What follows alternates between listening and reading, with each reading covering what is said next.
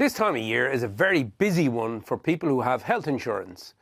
And almost half the country have private health insurance. About 1.25 million of these people will renew around this time of year, between December and January. But what you've got to watch for is a lot of the plans that you may, or the plan you may be on as well, have gone up, and gone up a number of times as well in the last year. So you may be about to renew, but your plan might have had 2 or 3 small increases over the past year, which will amount to quite a bit when it comes to renewing your policy. So be very careful. All 4 health insurers have announced price rises. So we're talking here VHI, Leia Healthcare, Irish Life Health, and the new player, Level Health. When it comes to renewal time, make sure you don't just auto-renew, because you could be hit with a big increase. You could be talking about a couple of €100 for a family of 2 adults and 2 children.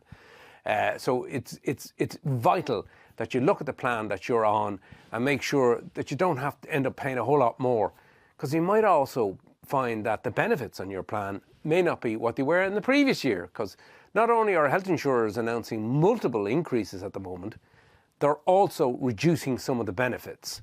So people need to examine carefully their health insurance and look at the